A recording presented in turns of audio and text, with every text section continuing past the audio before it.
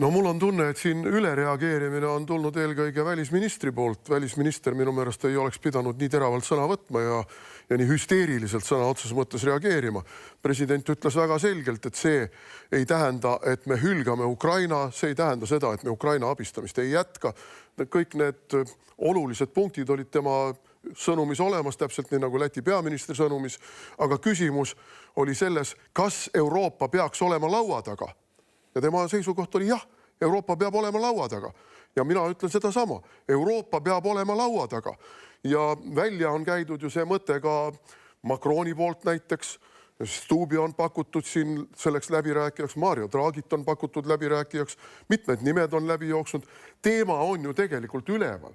See ei ole ju mingisugune Karise soolo siin.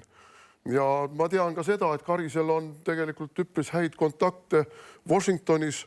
Nii et ma arvan, et ta on sealt poolt küsinud või saanud mingisugust infot, kuidas seal reageeritakse sellele. Ja ma arvan, et sealt on öeldud, et positiivselt reageerime, sest me tahame rahuni jõuda. Nii et minu arvates on siin praegu tolmu üles keerutanud välisminister, kelle sõnakasutus lihtsalt ei ole ausalt öeldes sünnis. Ukse taga kraapimine, keegi ei kraabi ukse taga. Euroopa Liidu liikmesriigid lepivad kokku.